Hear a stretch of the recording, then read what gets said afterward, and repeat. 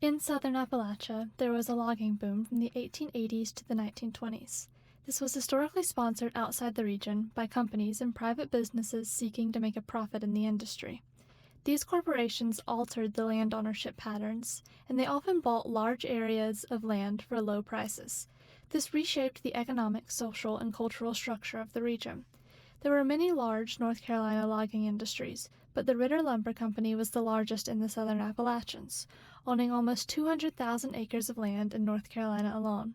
The influx of logging companies in the area and shifting land ownership displaced many mountaineers in the region.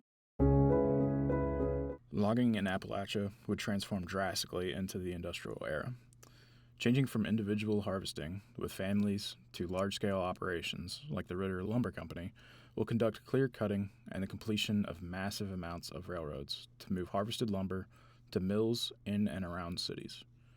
These railroads drastically changed the trajectory of Appalachian towns, further establishing many towns and cities as single-resource extractive industries. William McClellan Ritter began his lumber operations in Mercer County, West Virginia in 1890, anticipating business opportunities in Appalachia as new railroads began connecting the region to broader industrial centers. From 1901 to 1960, the W.M. Ritter Company sold more than 3 billion board feet of lumber and was considered the largest lumber company in the United States. This dominance came at a cost to the workers, however. In the lumber camps, the men would say 90 days, $90, 100 days, a dead man, a phrase which emphasized the low pay and high mortality rate. They often worked 12 to 16-hour days for $1 or less before retreating to camp, which was mainly comprised of a mess hall where the workers would eat around 7,000 calories a day and a sleeping quarters. Companies like Ritter had near complete control over their lives, so with the combination of low pay, inflated company store prices, and increasing debt, many workers felt it was impossible to leave. Beyond Ritter's effects on mountaineers was the extensive environmental destruction throughout southern Appalachia. The modern technology and logging techniques Ritter's company used accelerated this destruction even more. The company was notoriously wasteful, leaving logging debris behind without a second thought.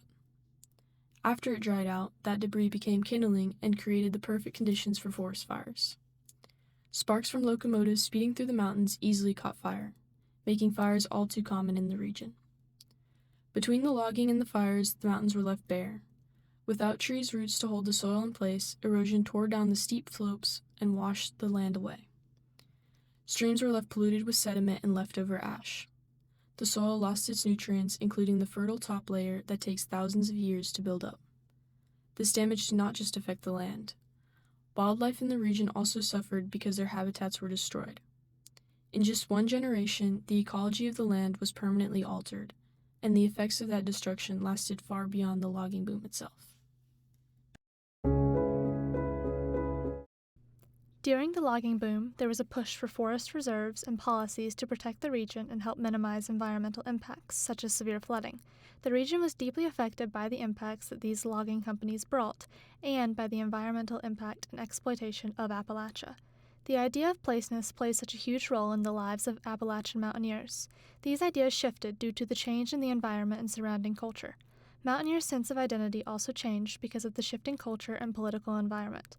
The people in the surrounding areas began to have different ideas of their identities than prior to the logging boom. A major indication of diversity was the Italian immigrants, who were a major part of these companies, to work on transportation and the logging sites. The way mountaineers were affected by these timber companies was very diverse due to the different changes in the region. The exploitation of the region by logging companies greatly shifted the political, environmental, and cultural aspects of southern Appalachia, and affected the region's societal changes for decades still to come.